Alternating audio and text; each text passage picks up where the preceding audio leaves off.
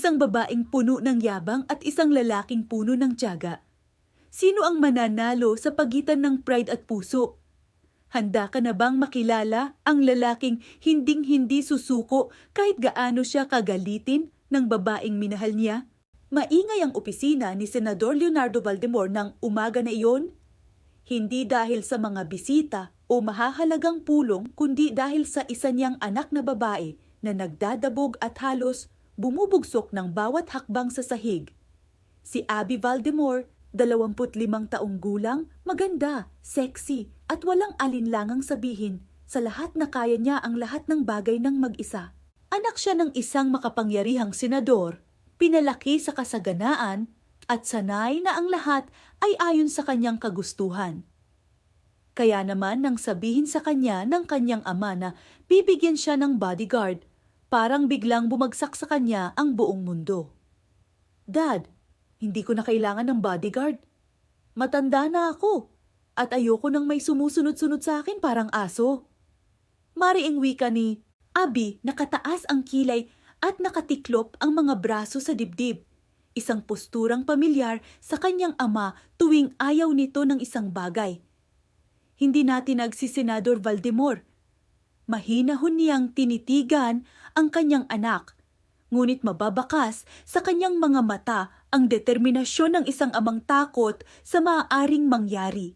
Hindi pa natatapos ang pag-iisip ng lahat sa pagkakataong may tangkang patayin siya at sa bawat gabi na natutulog siya ay halos hindi niya mapigilan ang pag-aalala para sa kanyang nag-iisang anak. Si Abby ang lahat para sa kanya.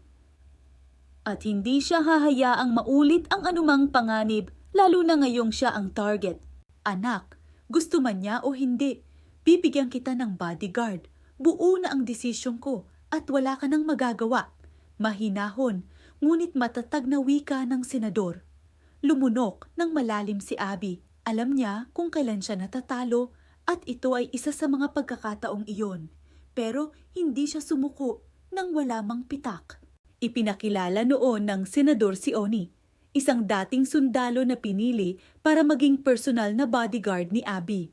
Matangkad, matikas, at may mukha na hindi mo basta malilimutan. Hindi naman sila masyadong malayo ang edad ng dalaga, pero ang presensya ni Oni ay parang isang solidong pader, tahimik, tiyak, at hindi matitinag. Tumango lamang si Oni nang pakinggan ang utos ng senador at may dignidad sa bawat salitang kanyang sinabi.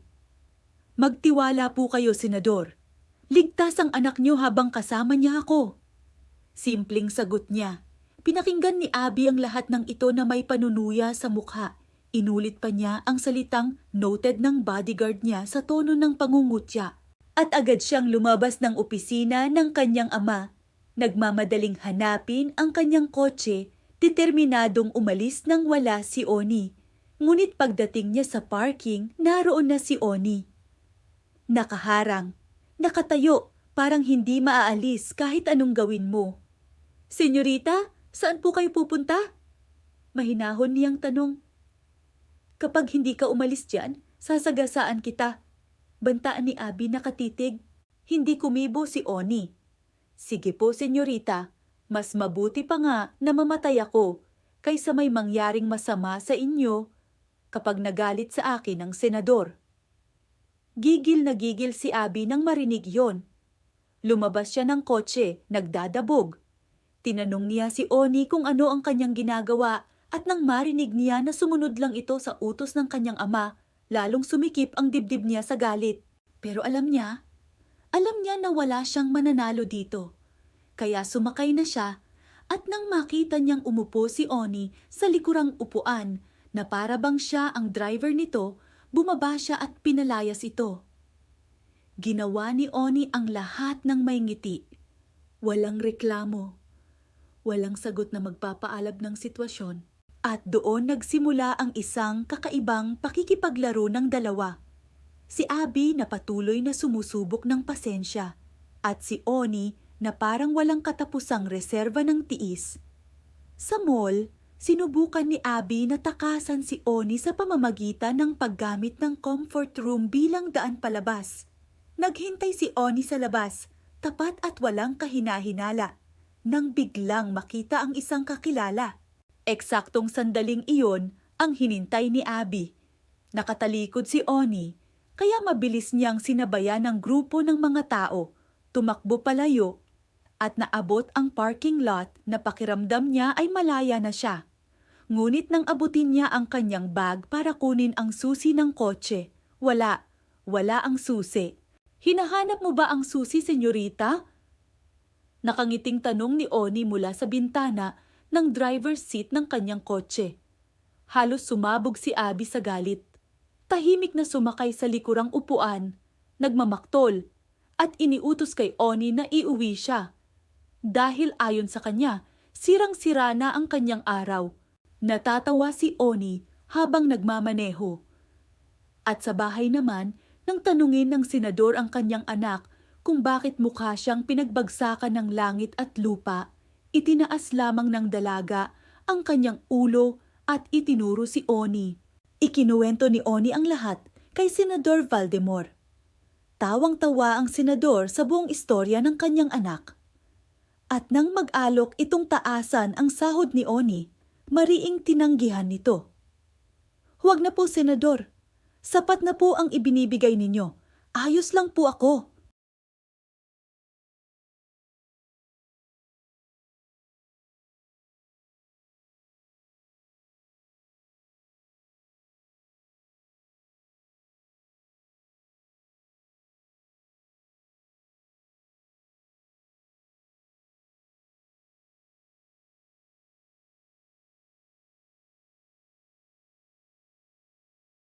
"Pare, kinaya mo ba ang ugali ng anak ng senador?"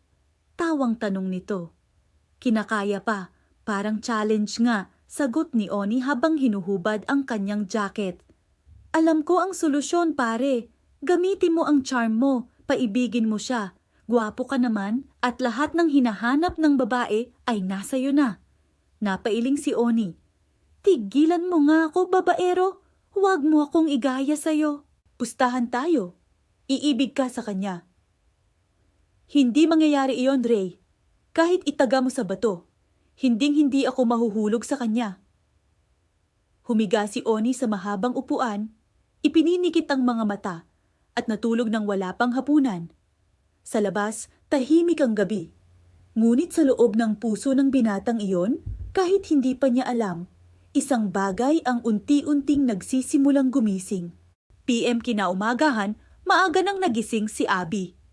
Marami siyang kailangang gawin sa opisina, mga papeles na naghihintay ng kanyang pirma, mga ulat na kailangang suriin, at mga desisyon na dapat gawin bilang pinuno ng kanilang negosyo sa beauty products. Ang negosyong iyon ay iniwan ng kanyang ina sa kanya mula nang makapagtapos siya. Isang pamana ng pag-ibig ng isang inang mahilig sa kagandahan at nagtiwala sa kakayahan ng kanyang anak. Nagmamadali siyang lumabas ng bahay, inaasahang naghihintay na si Oni sa labas. Ngunit pagbukas ng pintuan, walang Oni, walang kotse. Walang anino man lang ng lalaking dapat ay naroroon na. Nakita niya ang kanyang ama na papaalis din at agad niyang tinanong kung nasan ang kanyang bodyguard. Nagpasabi daw, hindi makakarating agad. Masama raw ang pakiramdam niya ngayong umaga, sabi ng senador nang walang anumang pagmamadali sa boses. Halos sumabog si Abby. "What? Ngayon pa, Dad? Marami akong kailangang gawin sa opisina at hindi ko magawa dahil sa lalaking batugan na iyon." "Relax, anak. Ikaw ang boss. Walang magsisita sa iyo sa opisina." Mahinahon na sagot ng ama. Hindi ito nakatulong kay Abby. Bawat segundo na lumilipas ay parang dagdag na apoy sa kanyang pagkairita. Sinabi niya sa kanyang ama na kung hindi darating si Oni sa loob ng 5 minuto, aalis na siya ng mag-isa at walang makakapigil sa kanya.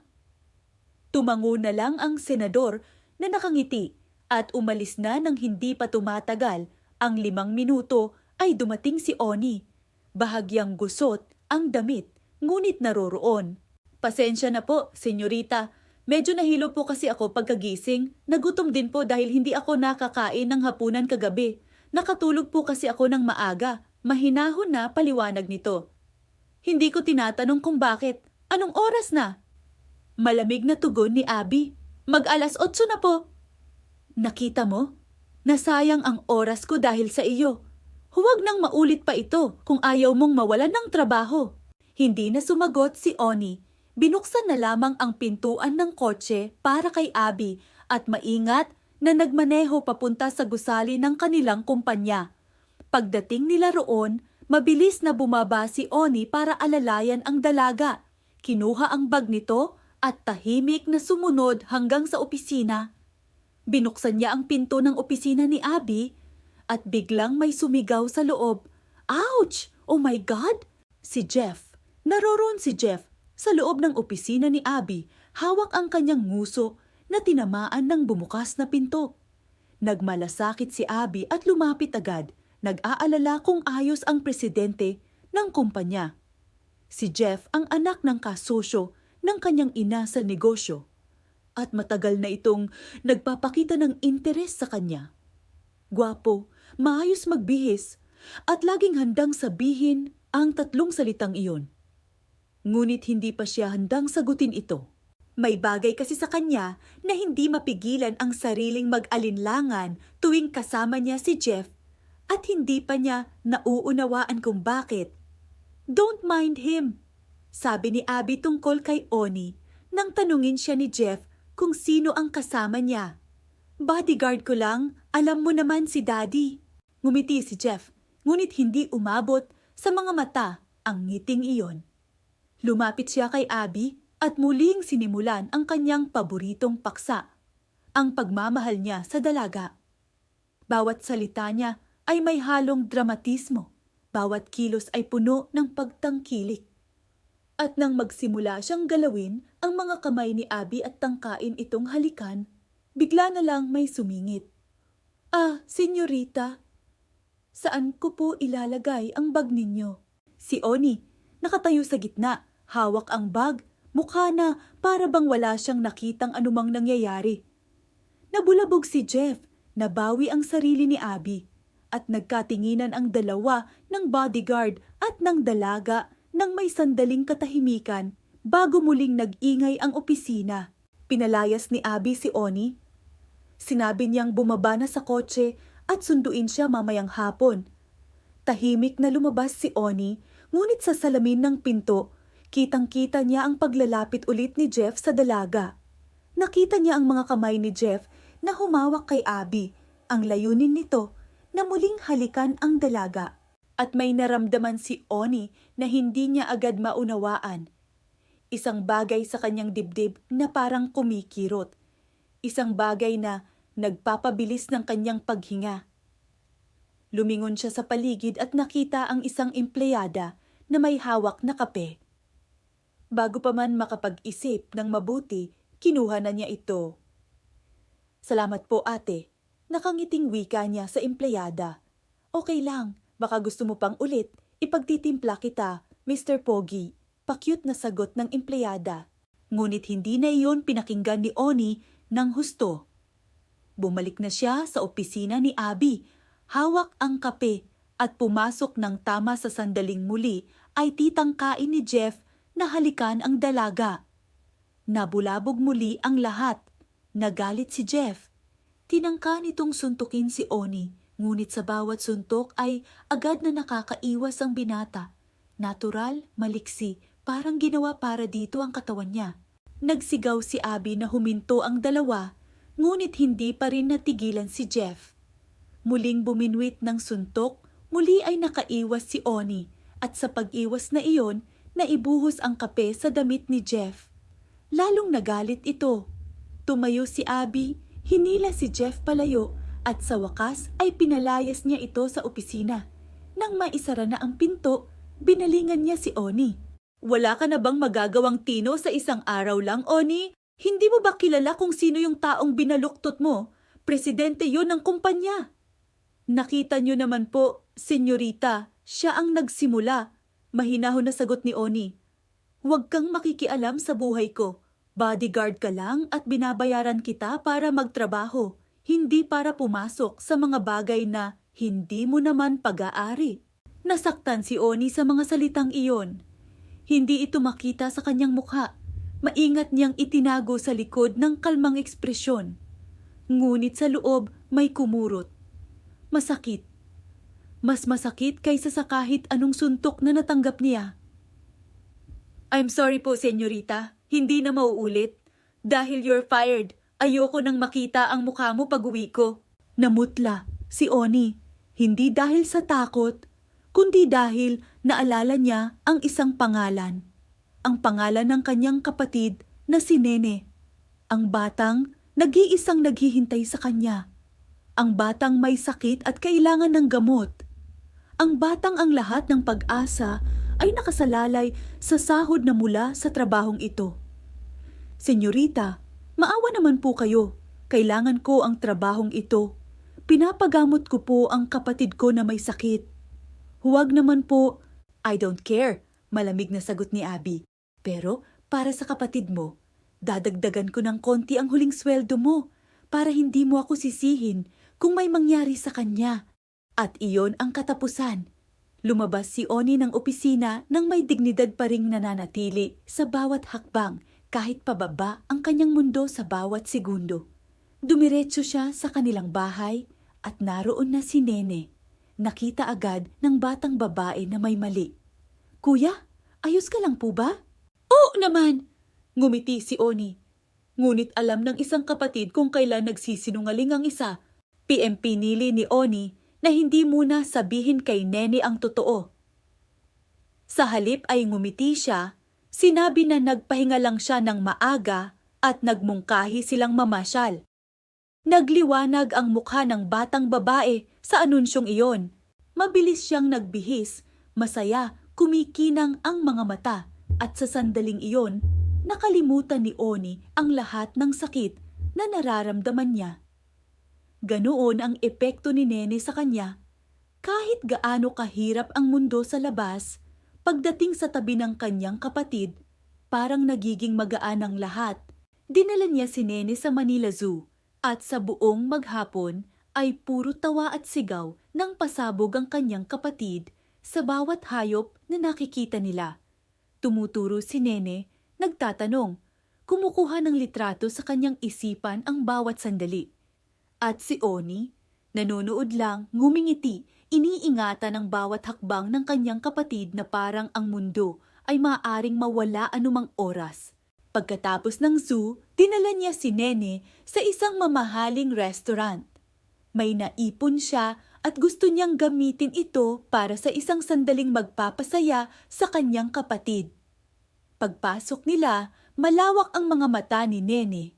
Hindi ito sanay sa ganitong lugar. Ang mga mesa ay maayos, ang ilaw ay mahinahon, at ang amoy ng pagkain ay parang nagtatawag sa kanila mula sa malayo. Kuya, ang sasarap ng pagkain dito. Siguradong mahal po ito. Nag-aalala ang bata. Huwag mo nang isipin kung mahal o hindi. Magpakabusog ka at lasapin mo ang lahat. Regalo ko ito sa iyo.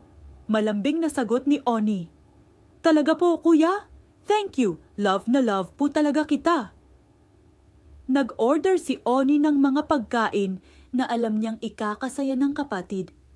At habang naghihintay sila, hindi niya napansin na may isang babaeng nanonood sa kanila mula sa malayo.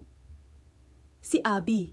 Naroon si Abby sa parehong restaurant at mula sa kanyang kinauupuan ay kitang-kita niya ang magkapatid. Napatitig siya sa bata, napakayat. Maputi ang balat na halos translucent, parang ang katawan nito ay nagtatago ng isang sikreto na masyadong mabigat para sa isang batang katulad niya. At sa mga matang iyon ng bata, naroon pa rin ang saya, ngunit naroon din ang isang bagay na matagal nang naroroon. Ang pagod na hindi dapat maramdaman ng isang bata. Naramdaman ni Abby ang isang kurot sa kanyang dibdib. Isang bagay na hindi niya sanay maramdaman, konsensya. Naalala niya ang sinabi ni Oni kanina. Pinapagamot ko po ang kapatid ko. At ngayon, nakita niya ang kapatid na iyon. At mas naging mabigat ang bawat salitang sinabi niya kay Oni kanina. Tumayo si Oni at nagpunta sa CR. At bago pa man maiisip ni Abby ang gagawin niya, nakatayo na siya at naglalakad patungo sa bata. "Hi, ako si Abby. Ikaw, anong pangalan mo?" Lumingon ang bata at agad nang ngumiti, isang ngiting hindi pa nasira ng mundo. "Ako po si Nene. Ang ganda niyo naman po, Ate Abby. Mukha rin po kayong mabait." Natawa si Abby. "Salamat. Ikaw din. Ang ganda-ganda mo kaya nga ako lumapit sa'yo." "Ate, alam niyo po ba? Parang bagay kayo ng kuya ko. Gwapo po siya at maganda rin po kayo." Inosenteng sabi ng bata. Nagulat si Abby, ngunit hindi maiwasang ngumiti. Bago pa man siya makapag-isip ng sasabihin, nakita niya si Oni na papabalik mula sa CR. Agad siyang nagpaalam kay Nene. Hindi niya nais na makita ng binata na nakikipag-usap siya sa kapatid nito. "Sige na baby ganda. Bye!" Nakangiting wika niya sa bata. "Ay, sayang naman po. Ipapakilala ko pa naman sana kayo kay kuya." Nadismaya ang sagot ni Nene. Mabilis na lumayo si Abby, ngunit bago siya tuluyang makalayo, ay isang beses pa siyang lumingon sa batang babae. At sa sandaling iyon, isang desisyon ang nabuo sa kanyang isipan. Isang desisyon na hindi niya inamin sa kahit kanino, kahit sa kanyang sarili. Simula noon, lihim na nagsimulang dumalaaw si Abby sa ospital. Nalaman niya mula sa isang kakilala na naospital si Nini dahil lumala ang sakit nito. Hindi siya nagpakilala. Tinanong niya ang doktor ng bata at sinabi nito na malaki ang posibilidad na gumaling si Nene kung kumpleto ang gamot at regular ang donor ng dugo. Nagkataon na magkatugma sila ng blood type. Kaya nag-volunteer si Abby na mag-donate. At mula noon ay regular na siyang nagbibigay. Nagpadala rin siya ng pagkain, prutas at pera sa pamamagitan ng mga sobre na ibinibigay kay Nene para iparating sa kuya nito. Hindi niya sinabi ang kanyang pangalan. Kay Nene, siya kilala bilang Ate Ganda lamang at iyon ang gusto niya. Ayaw niya itong malaman ni Oni. Baka kasi isipin nitong may kapalit ang tulong niya o baka mag-alok ito ng kapalit na hindi naman niya kailangan. Mas madali para sa kanya ang magtago kaysa harapin ang binata na kanyang pinaalis sa trabaho ng wala mang sapat na dahilan.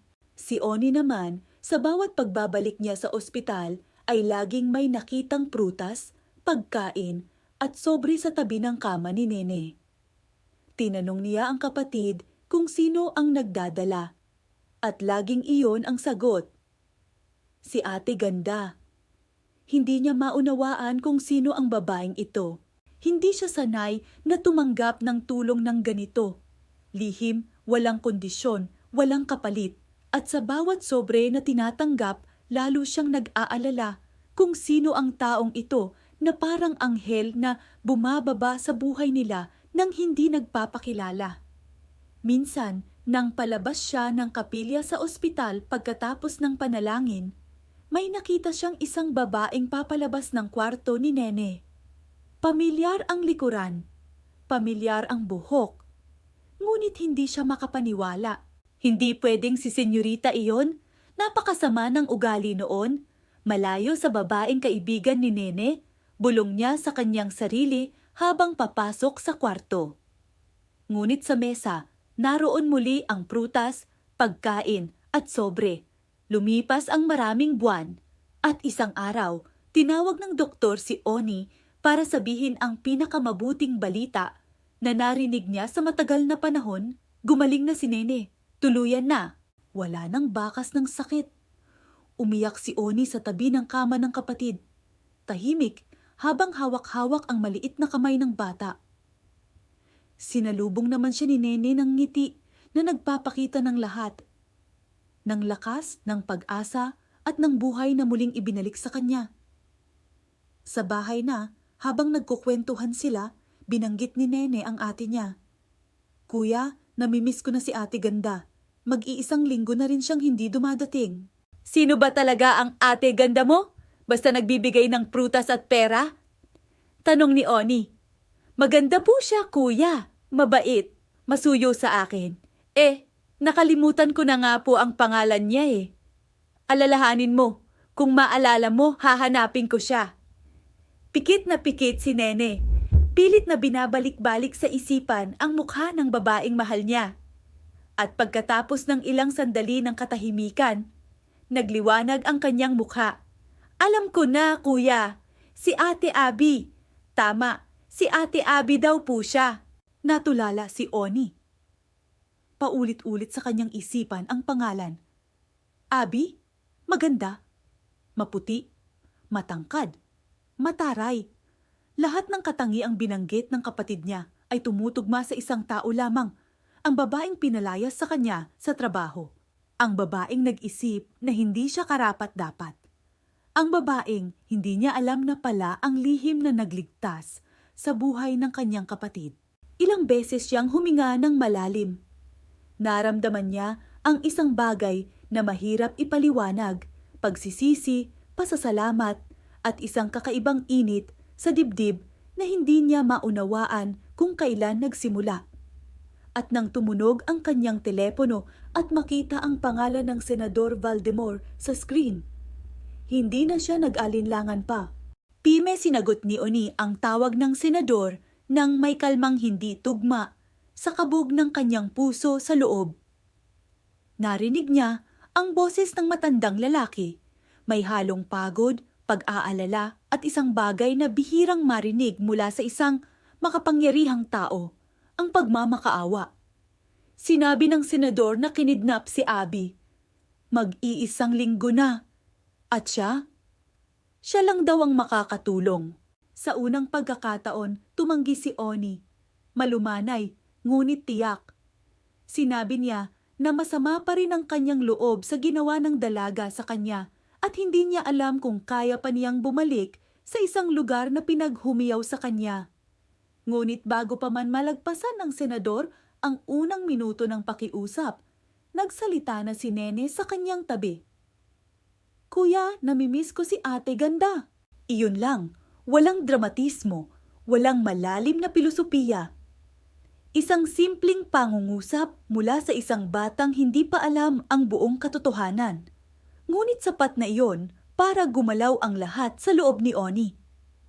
Ibinaba niya ang telepono sandali, tiningnan ang mukha ng kapatid, at sa mga matang iyon ay nakita niya ang lahat ng dahilan kung bakit kailangan niyang pumunta. Sinabi niya kay Nene na mag-iwan muna siya saglit, may mahalagang gagawin.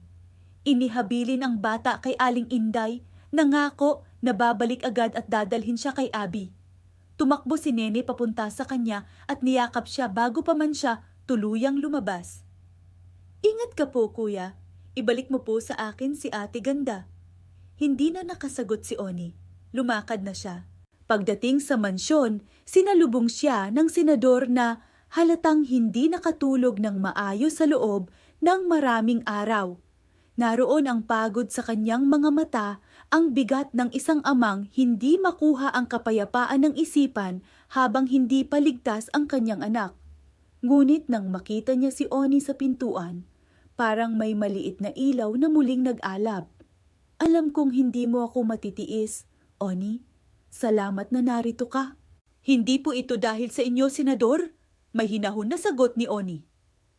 Narito po ako dahil sobra pa sa lahat ng ginawa ko ang nagawa ni Senyorita para sa aming magkapatid. Ngayon lang po ako nagkakataong makapagbalik ng utang na loob. Kaya ibabalik ko siya sa inyo.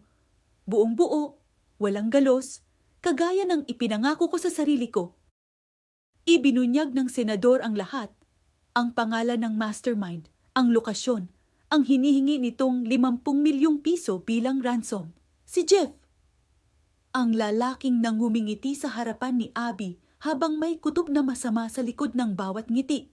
Ang lalaking nagnakaw ng pera mula sa kumpanya ng pamilya Valdemor nang hindi nalalaman ng sinuman. Ang lalaking nag-isip na ang pag-ibig ay maaaring bilhin at nang hindi ito mangyari, pinili ang karahasan. Kinuha ni Oni ang lahat ng impormasyon tumango ng isang beses at umalis ng walang karagdagang salita. Naglakad siya patungo sa isang abandonadong gusali sa pinakasulok ng Maynila. Isang lugar na para bang nilimutan na ng sibilisasyon, kung saan ang katahimikan ay hindi kapayapaan kundi babala. Pumasok siya ng dahan-dahan, nakikinig sa bawat kaluskos, bawat tinig ng hangin sa pagitan ng mga sirang bintana.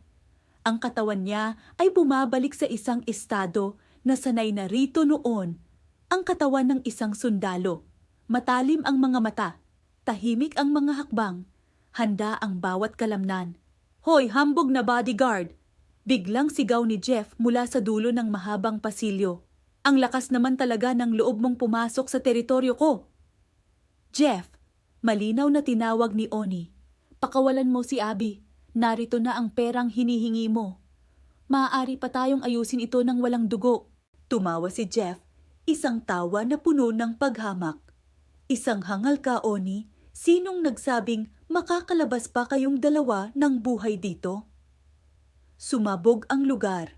Pinagbabaril ng mga tauhan ni Jeff si Oni mula sa lahat ng direksyon, ngunit parang hindi ito nakakaapekto sa binata. Gumagalaw siya sa pagitan ng mga bala na parang alam niya ng maaga kung saan darating ang bawat isa. Isa-isa, napapatumba ang mga tauhan ni Jeff. Bawat isa ay maingat, tiyak, walang labis at walang kulang. Hindi ito palabas, ito ay trabaho. At ginawa niya ito ng buong husay hanggang sa si Jeff na lang ang natira. Lumabas si Jeff na hawak si Abby. Ang maliit na katawan ng dalaga ay ginagamit nitong kalasag. May baril na nakatutok sa kanyang ulo. Namutla si Abby ngunit hindi siya umiiyak. Nakatingin siya kay Oni at sa mga matang iyon ay naroon ang lahat.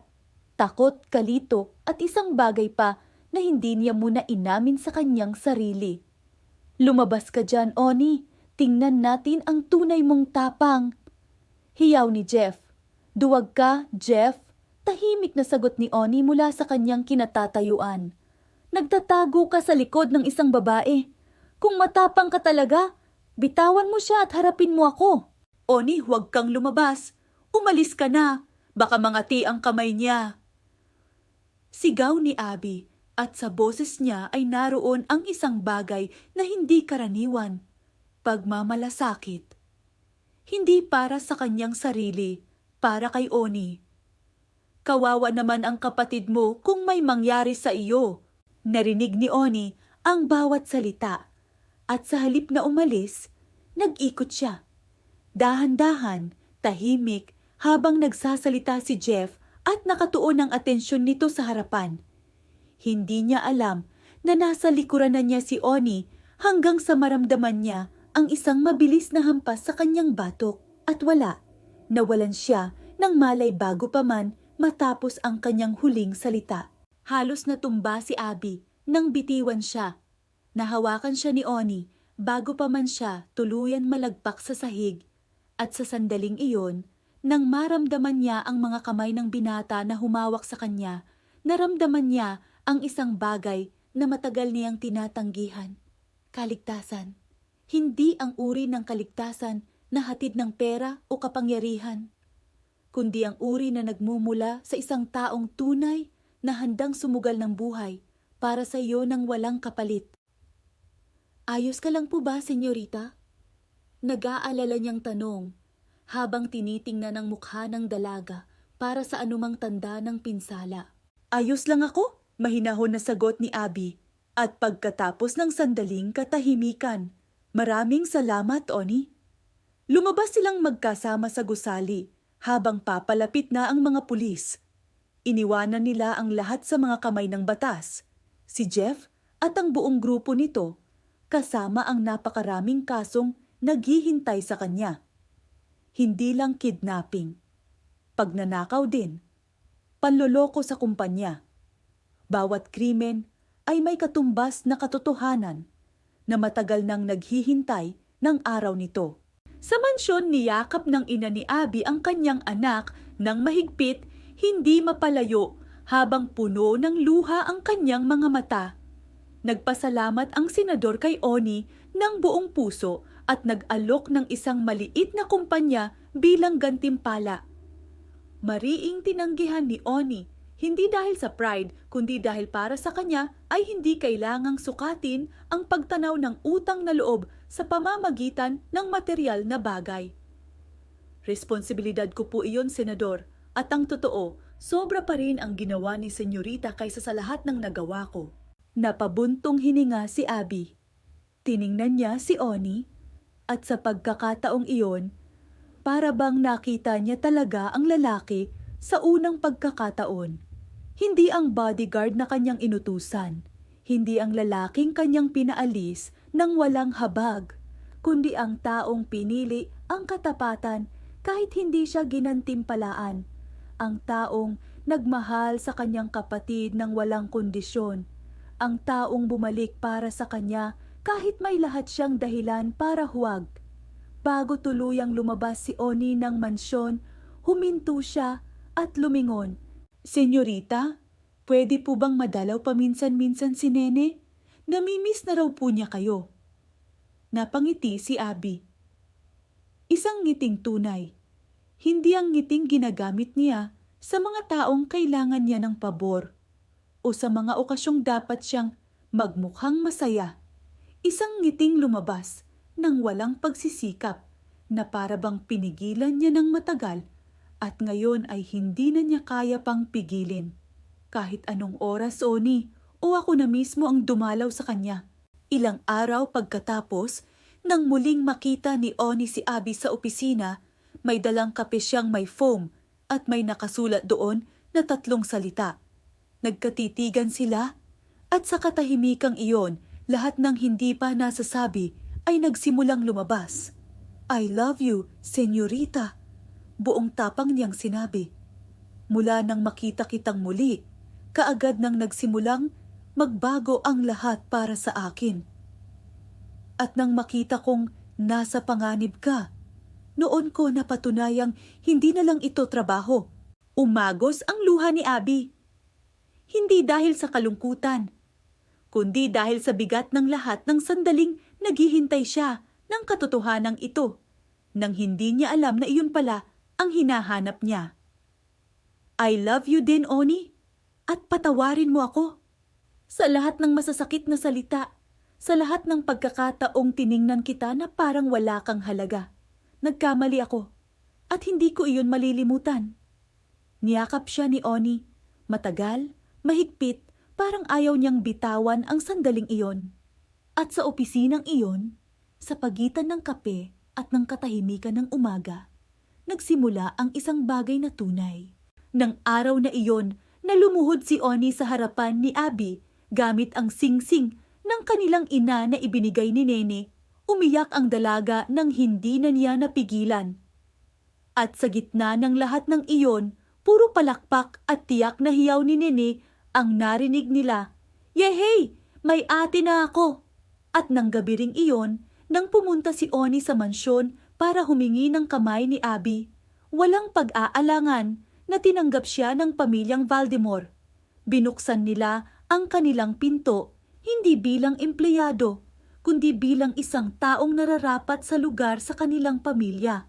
Sa kasal na idinaos sa mansyon at sa honeymoon na idinaos sa Paris, natuklasan ni Abby ang isang katotohanan na hindi natuturuan sa anumang paaralan, na ang tunay na kayamanan ay hindi susukat sa kung magkano ang nasa bangko mo, kundi sa kung gaano karaming tao ang handa para sa iyo sa sandaling kailangan mo sila ng husto. At si Oni, ang lalaking minsan niyang tinanggal ng trabaho, hinamak at pinalayas, naging pinakamahal na bagay sa kanyang buhay. Mula noon, masaya silang nabuhay. At sa tabi ni Nene, ng senador at ng buong pamilyang nagtagpo dahil sa isang pagkakataong hindi pinlano ng sinuman, natuklasan nila na ang mga taong itinakda para sa isa't isa ay laging makakarating sa isa't isa. Kahit gaano kalayo ang landas, kahit gaano karami ang hadlang, lagi silang makakarating